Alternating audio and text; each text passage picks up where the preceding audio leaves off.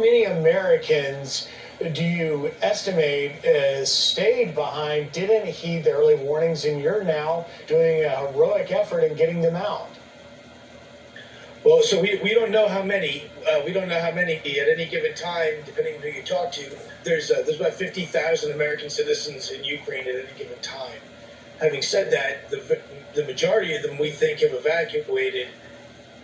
However, also having said that, I haven't checked the numbers in a few hours, but we have I think in excess of 1,500 requests for evacuation currently registered on our website.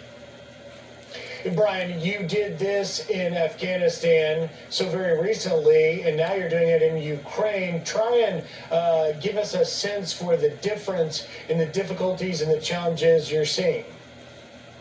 The big difference, we need to understand the context. The Afghanistan evacuation was the closing chapter of a 20-year war.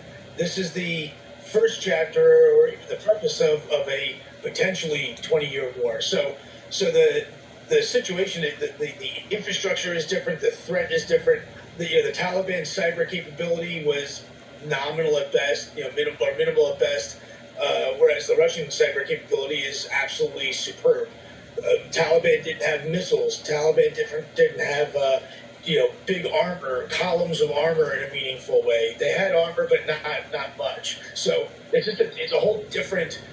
The threat dynamics are completely different. Having said that, doing evacuations at the end of the day it's a mousetrap. It's a logistics calculus equation and a mousetrap. So you have a start point, a midpoint, a rally point, and you wind up at the end. And the idea is get people from where they are to where they need to be safely and legally.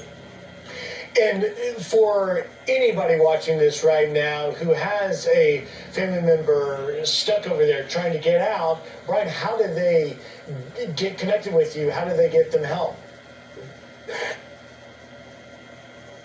So if you go to our website, projectdynamo.org, there are two very important buttons. The most important button is the Donate Now button. We are donor funded. We're all volunteers. Nobody gets paid. So every dollar that you donate goes to a rescue operation. Every single one. It saves lives. Period. It's just that simple. There are thousands of people that need the help. So please donate. Every dollar counts.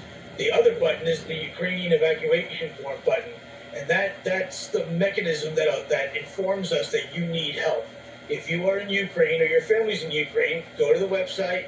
Please follow the instructions.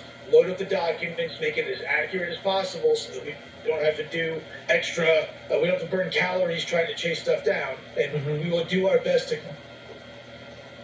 Well, and Brian, as someone who spent a lot of time in Iraq from the time of the invasion all the way to 2016 in the fight for Mosul, I'm pretty familiar with the difficulties of movement, and watching NGOs try to operate in Mosul, particularly in 2016, was an absolute catastrophe. So as we are watching Russian forces close in on Kyiv and in the south, really making landfall and increasing their presence there. How concerned are you that the window could be closing to evacuate Americans?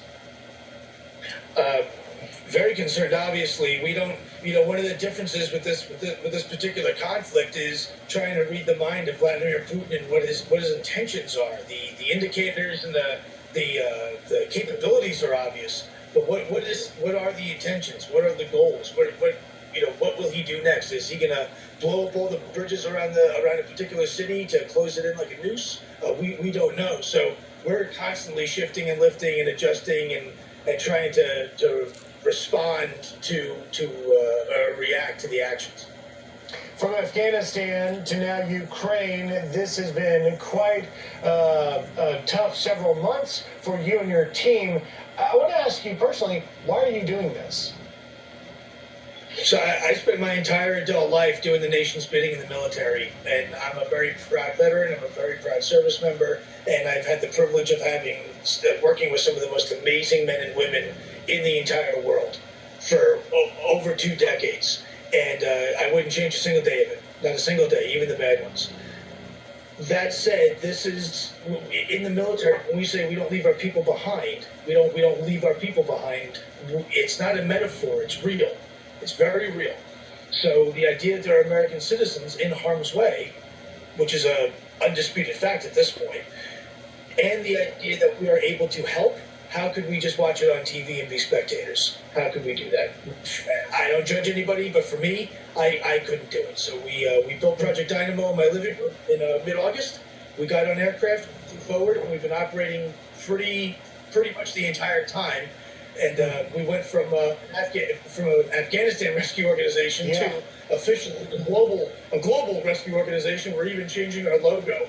Well, it's amazing work. No Man Left Behind is your really impetus there. Just in the last 20 seconds we've got, Brian, how can Americans watching this who want to help your organization, how do they reach out and help you?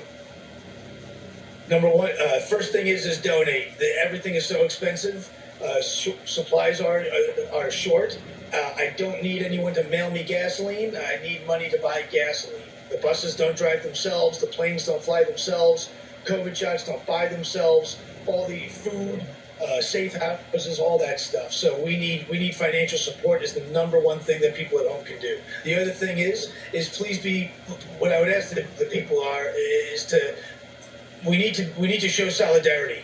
We as a country can be divided over politics and all that stuff. This is not the time for that. Republicans, Democrats, whatever community or group you're with or whatever it is, we all need to lock arms and say we are people.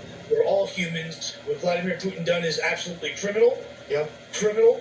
And the people of Ukraine are just as human as you or I are. And we need to be together right now. We got to leave it there. Brian Stern, great work, and thank you for your service, sir.